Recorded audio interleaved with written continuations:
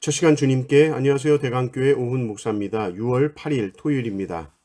하나님 우리에게 주신 말씀은 신명기 31장 1절에서 13절 말씀입니다.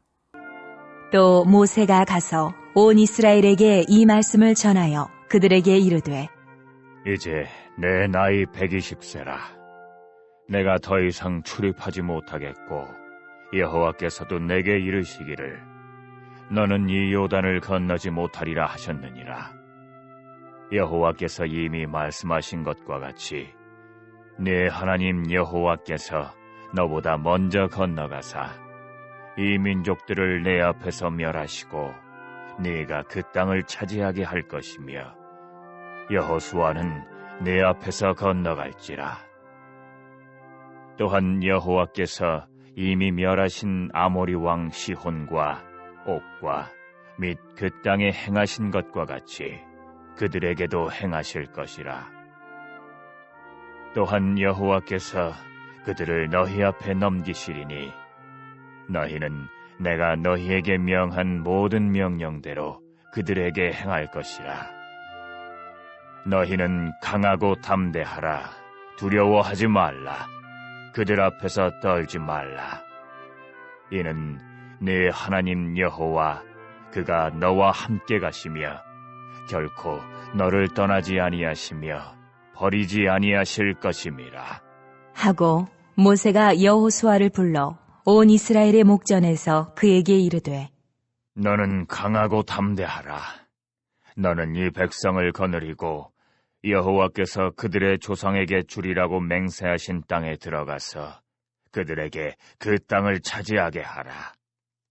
그리하면 여호와 그가 내 앞에서 가시며 너와 함께 하사 너를 떠나지 아니하시며 버리지 아니하시리니 너는 두려워하지 말라. 놀라지 말라.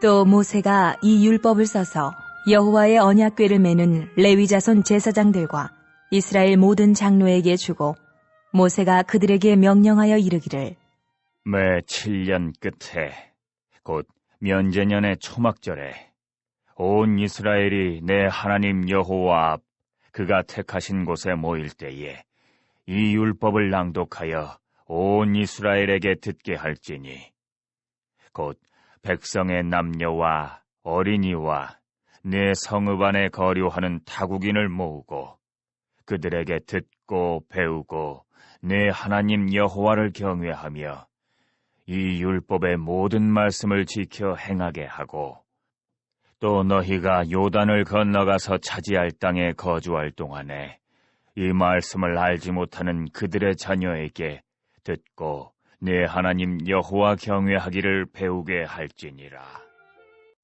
아멘.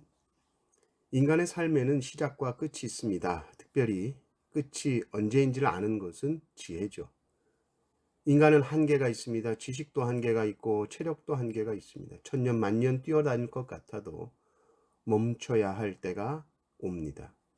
천하의 모세도 그의 삶을 멈출 때가 왔습니다. 모세가 나이가 120세라고 합니다. 그리고 하나님께서 말씀하시기를 너는 이 요단을 건너지 못하리라 말씀하십니다. 얼마나 아쉽고 허탈하겠습니까?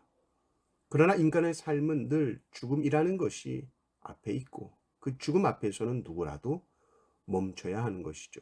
중요한 것은 모세가 하나님께 받은 이 사명은 끝나지 않고 이어져 가야 합니다.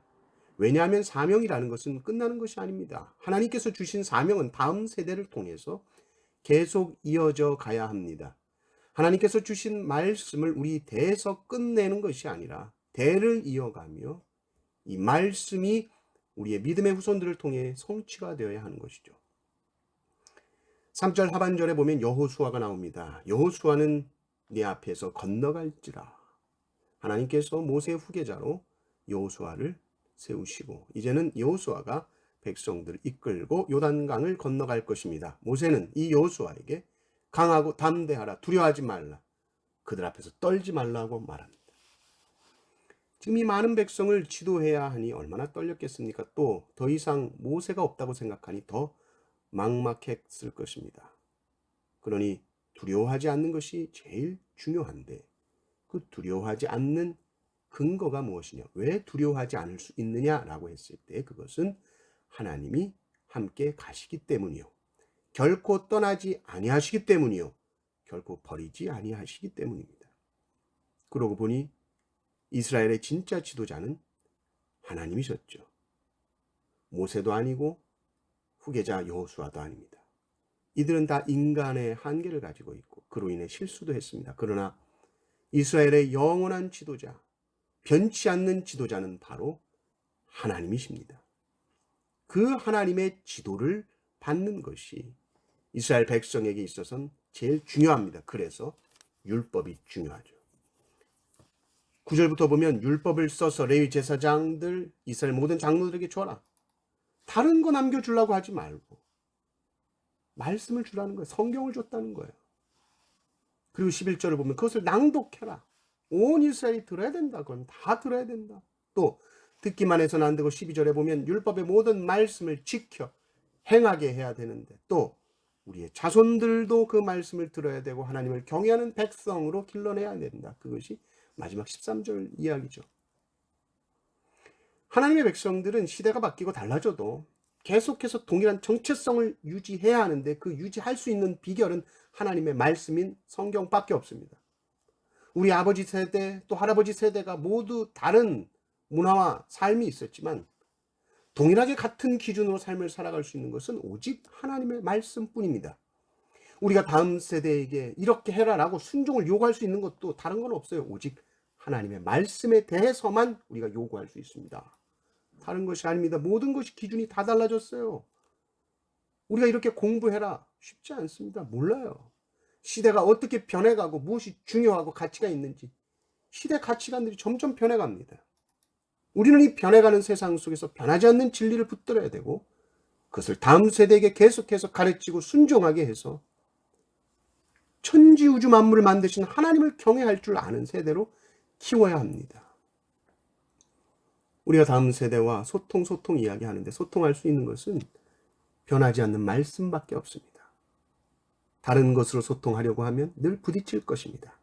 그러나 나를 살렸던 이 하나님의 말씀, 나를 일으켜 세웠던 이 하나님의 말씀이 우리 아이도 살릴 줄 믿고 우리 아이도 다시 일으켜 세울 줄을 믿고 오직 말씀으로 다음 세대를 세워가길 바랍니다. 이 은혜가 넘치는 우리 대강교회 되기를 주님의 이름으로 축원합니다. 아멘.